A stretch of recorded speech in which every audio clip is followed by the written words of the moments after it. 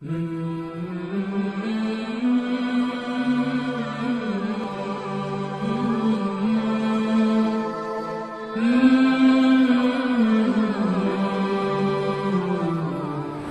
عليكم ورحمة الله تعالى وبركاته.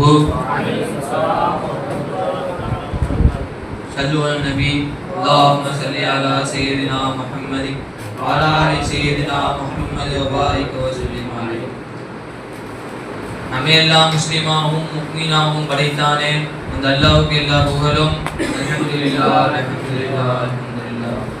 மேலும் நபி நாயகம் ஸல்லல்லாஹு அலைஹி வஸல்லம் அவர்களின் உம்மத்தாக மாற்றினானே அந்த அல்லாஹ்வுக்கு எல்லா புகழும். அல்ஹம்துலில்லாஹ் அல்ஹம்துலில்லாஹ் அல்ஹம்துலில்லாஹ்.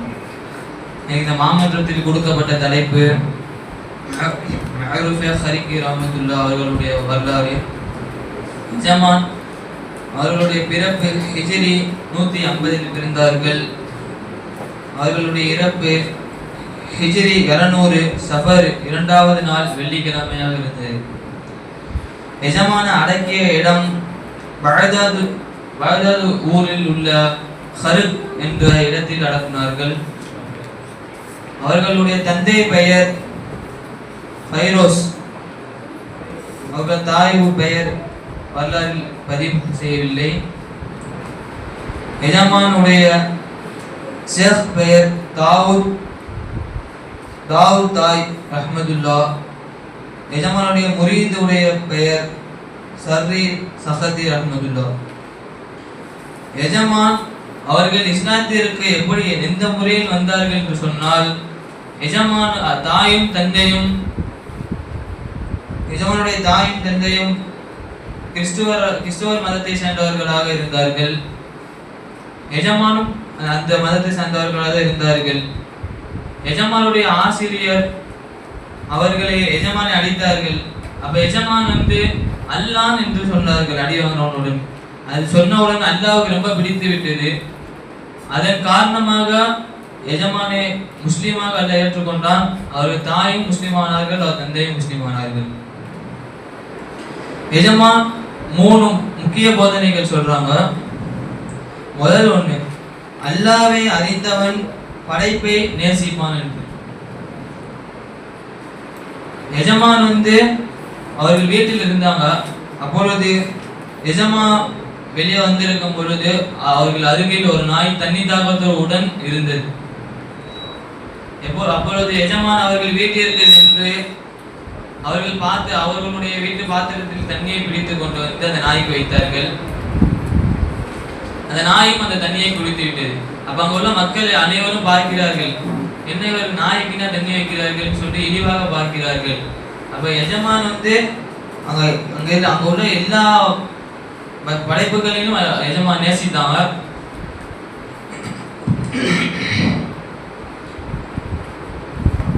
அங்க உள்ள மக்கள் எல்லாம் நாயை இழிவாக பார்த்தார்கள். மக்கள்கள் இழிவாக பார்த்தாலும் சர்க்கார் நாயம் போனாலும் பயந்து பேசி காமிச்சாங்க. இப்போ ஒரு எலி செத்து கிடக்குது என்று சொன்னால் அதை நம்ம என்ன செய்வோம், ஸ்மெல் அடிக்குதுன்னு சொல்லிட்டு அதை ஓரமாக தூக்கி போடுவோம். நம்ம தூக்கி போட்டவுடன் அந்த தூக்கி போட்ட இடத்தை பார்த்து 2 காக்கா வரும். அதை பார்த்து அதுக்கு அது பிரியாணியாக இருக்குன்னு சொல்லி சர்க்கார் சொல்லி காமிச்சாங்க. 2வது போதனை என்ன என்று சொன்னால், துனியாவை விட்டு விடு, அது உன்னை விட்டு போகிவிடும் என்று எஜமான் சொன்னாங்க. துனியா ஏதோ ஒரு காலத்தில் போகதான் போகிறது, அது நம்மளுடன் இருக்க போறது இல்லை. அப்படி நம்ம அந்த துனியாவை நேசித்து கொண்டிருந்தால் அது நம்மளுக்கு பாவம் தான் சேர்க்கும். அது ரசூலுல்லாஹ் சொல்றாங்க, ஹுப்பு துன்யா ரஅசு குல்லி ஹதியத்தின். துனியாவை நேசிப்பவன் துனியாவாகிறது பாவத்துடைய தலையாக இருக்கிறது. நிஜமா ரசூலுல்லாஹ் சொல்றாங்க, துனியா நம்ம எப்பொழுதும் இலா ஆகக்கூடாது.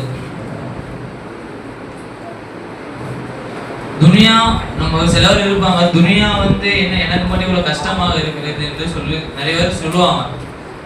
அப்பொழுது துனியா முஸ்லிம்களுக்கு சிறைசாலையாக இருக்கிறது, காஃபிர்களுக்கு முஸ்லீமாக இருக்கிறது. ரசூலுல்லாஹ் சொல்றாங்க, அத்துன்யா சிஜ்னுல் முக்மினி வ ஜன்னத்துல் காஃபிரி.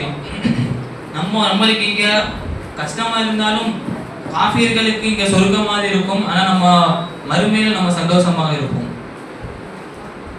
எஜமா மூணாவது அவங்க சொல்றாங்க, இக்லாஸ் இல்லாத அமல் வந்து உடம்பு இல்லாத ஆத்மா போலன்னு சொல்லி காட்டுறாங்க. நிறைய பேர் இருப்பாங்க, இது நான் இப்ப காசு கொடுக்குறாருன்னா மற்றவங்க பார்க்குறாங்க என்று காசு கொடுப்பாங்க, தொழுகிறதாக இருந்தாலும் மற்றவங்க பார்க்குறாங்க என்று தொழுவாங்க. இக்லாஸ் என்றால் அல்லாஹ்வுக்காக வேண்டி ஒவ்வொரு அமலும் செய்ய வேண்டும்.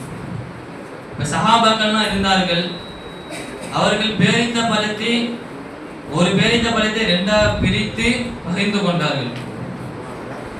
அப்பொழுது அவர்களுக்கு எந்த அளவுக்கு நன்மை கிடைத்தது என்று சொன்னால் உஹது மலை அளவுக்கு நன்மை அல்லாஹ் கொடுத்தாங்க. நம்மளும் ஒவ்வொரு அமல் செய்தாலும் அதை வந்து அல்லாஹ்வுக்காக வேண்டி செய்ய வேண்டும் என்பவர்கள். எஜமான் வந்து ஒரு ஆற்று அருகில் நடந்து கொண்டு இருந்தார்கள் அவர்கள் மாணவர்களுடன்.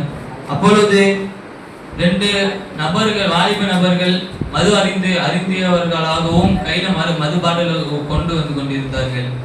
அப்ப எஜமானுடைய மாணவர்கள் எஜமான் கிட்ட சொல்றாங்க, எஜமானே இவர்கள் பதுவா செய்யுங்கள், இவர்கள் அழிந்து போக முஸ்லீமாக இருந்து கொண்டுகிட்டு மது அருந்துகிறார்கள் என்று எஜமான் சொன்னே. எஜமா வந்து துவா செய்தார்கள், அல்லாஹ் அவர்கள் இந்த உலகில் எந்த அளவுக்கு சந்தோஷமாக இருந்தார்களோ அந்த அளவுக்கு மறுமையை சந்தோஷமாக்கி கொண்டு துவா செய்தார்கள். அப்ப மாணவர்கள் கேட்கிறாங்க, எஜமானே நான் அவர்களுக்கு பத்துவா தான் செய்ய சொன்னேன், நீங்க துவா செய்கிறீர்கள் என்று கேட்டாங்க.